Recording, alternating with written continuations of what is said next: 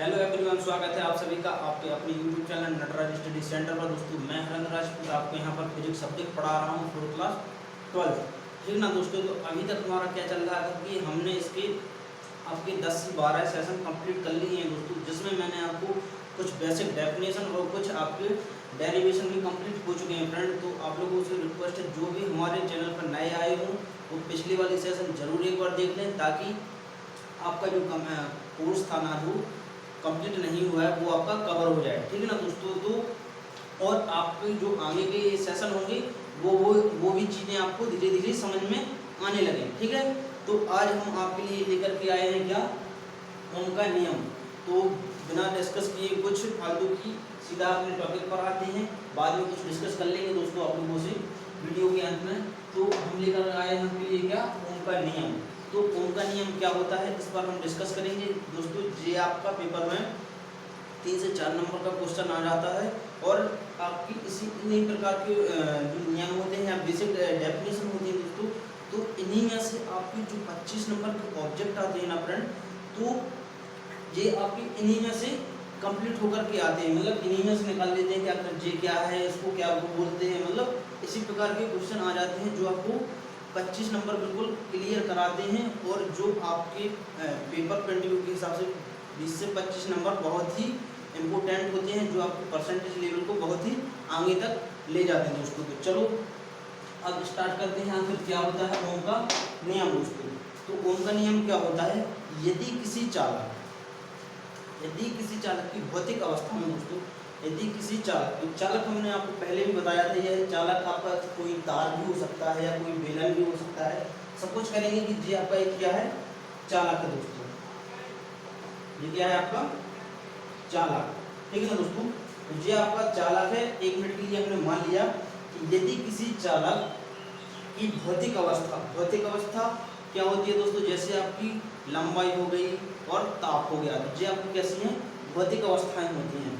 तो आप क्या करेंगे, यदि किसी चालक की भौतिक अवस्था में कोई परिवर्तन ना हो दोस्तों, कोई भी परिवर्तन ना हो, तो उसमें बहने वाली विद्युत धारा, अब हम आपको ऑलरेडी बता चुके हैं कि यदि कोई चालक होता है तो उसमें क्या होती है, इलेक्ट्रिसिटी बहती है। क्या बहती है, विद्युत धारा। विद्युत धारा इसमें क्या होती है दोस्तों, प्रवाहित होती है, इसमें इलेक्ट्रिसिटी बहेगी।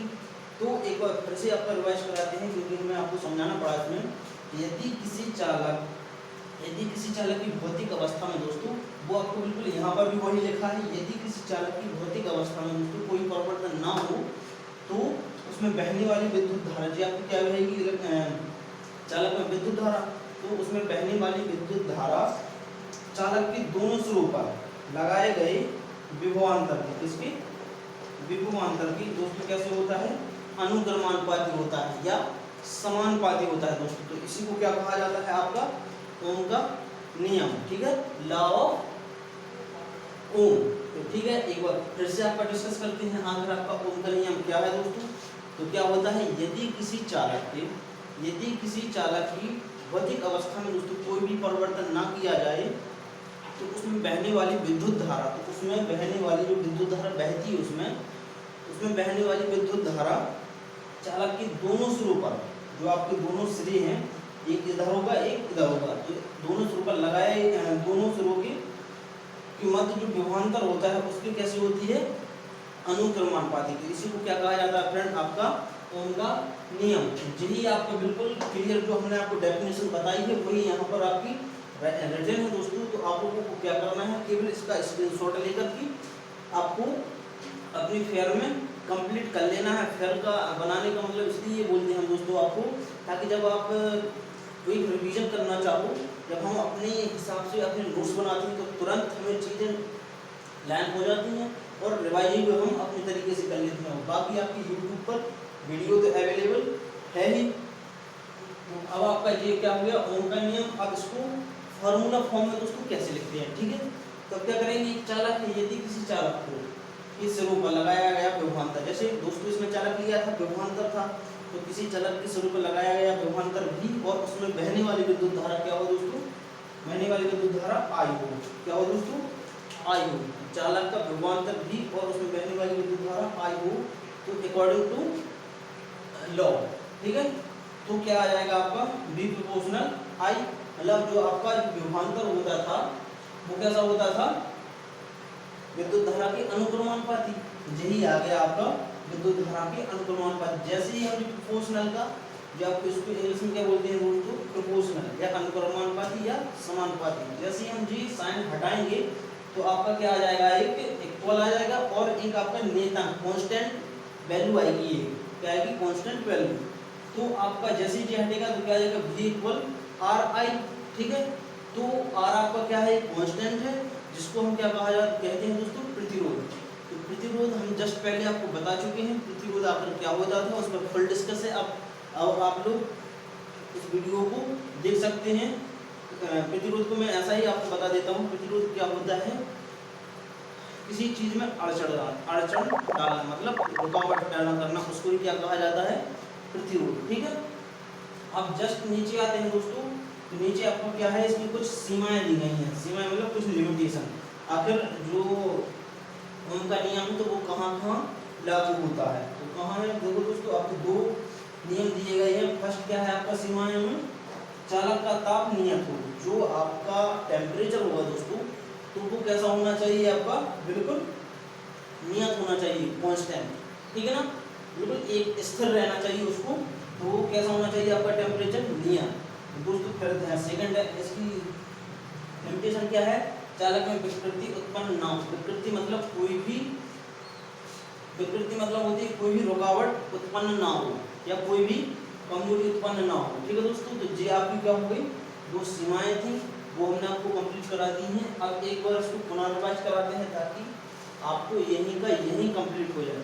ठीक है दोस्तों, चलिए हम आपको रिवाइज कराते हैं आखिर क्या था इस पूरे मटेरियल में।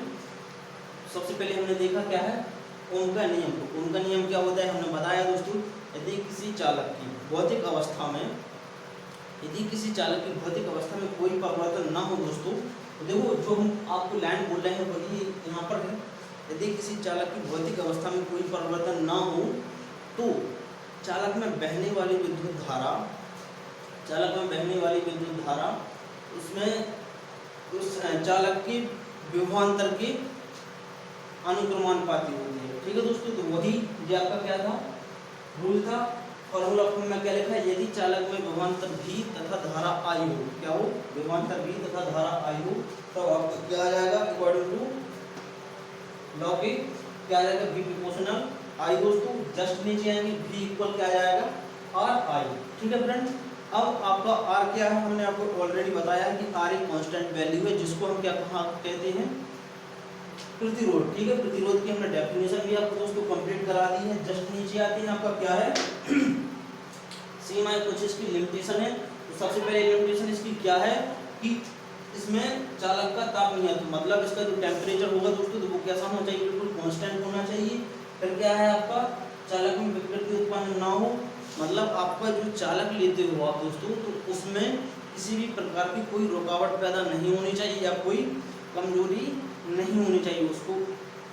ठीक है दोस्तों, ये तो आपका था क्या, आपका ओम का नियम दोस्तों। तो आज ये आपका यही समाप्त होता है फ्रेंड, कल मिलेंगे नए टॉपिक के साथ। अगर आप लोगों को दोस्तों मेहनत पसंद आ रही हो और समझ में आ रहा हो दोस्तों, तो इसको लाइक और शेयर जरूर करें ताकि और भी लोगों तक ये पहुंच सके। ठीक है दोस्तों, अगर आप लोग चैनल पर नए आए हों तो इसको सब्सक्राइब जरूर कर लें। ठीक है दोस्तों, जय हिंद, वंदे मातरम।